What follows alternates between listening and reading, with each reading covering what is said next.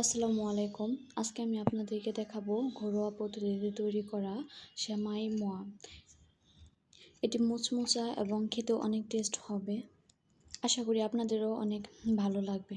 চলুন তাহলে দেখে নেওয়া যাক এই সেমাই মোয়া তৈরি করার রেসিপি।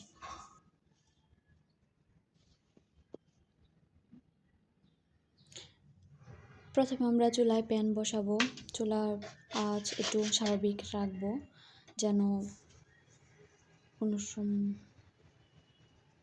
এরপর প্যান গরম হলে এর ভিতর 1 চামচ চিনি, 1 চামচ গুড় দিব।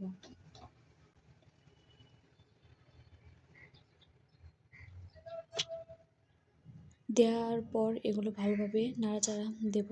যে পর্যন্ত এই চিনি আর গুড় না গলে যাবে সে পর্যন্ত ভালোভাবে নাড়াচাড়া দিতে হবে। চুলার আঁচ কিন্তু স্বাভাবিক দিতে হবে, কারণ চিনি আর গুড় যেন পুড়ে না যায় এবং চিনি এবং গুড় দুটোই যেন গলে সেদিকে আমাদের খেয়াল রাখতে হবে।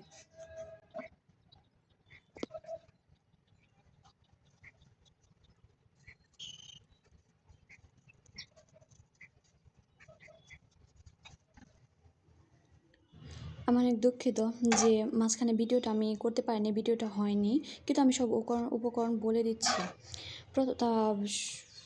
চিনি আর গুড় যখন একদম গলে ঝোল হয়ে যাবে তখন এর মধ্যে আমরা সেমাই পরিমাণ মতো দিয়ে দেব। আমি 2 কাপ পরিমাণ সেমাই দিয়েছিলাম। আমি এটা দেওয়ার পর ভালোভাবে নেড়েচেড়ে দেব। দিয়ে যতক্ষণ পর্যন্ত না সেমাইটির কালার লাল না হবে ততক্ষণ পর্যন্ত আমরা ভেজে নেব। চুলার আঁচ কিন্তু স্বাভাবিক রাখতে হবে, তা না হলে কিন্তু এটি পুড়ে যাবে। সেমাই মোয়া প্রায় লাল লাল হওয়ার পর আমরা এর মধ্যে গুঁড়া দুধ দেব। আমি দিয়েছি, আপনাদের ঘরে থাকলে আপনারা দিতেও পারেন, না দিলেও সমস্যা নেই।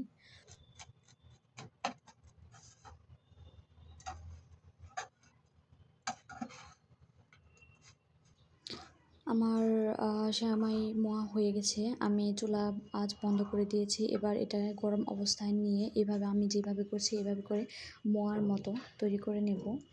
আপনারা এটা মোয়ার মতো না তৈরি করেও আপনারা ঠান্ডা করে কাচের বয়ামে সংরক্ষণ করে অনেক দিন পর্যন্ত রাখতে পারবেন।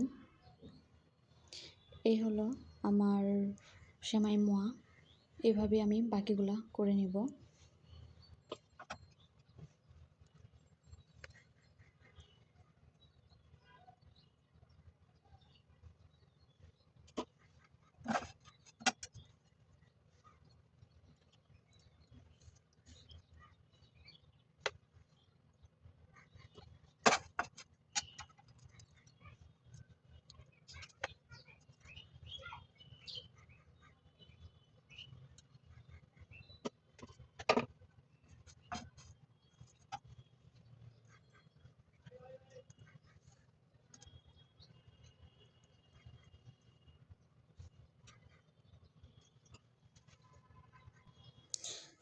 আপনারা একবার হলেও বাসায় এটি ট্রাই করবেন। আশা করি সবারই ভালো লাগবে। এটা খেতে অনেক টেস্ট।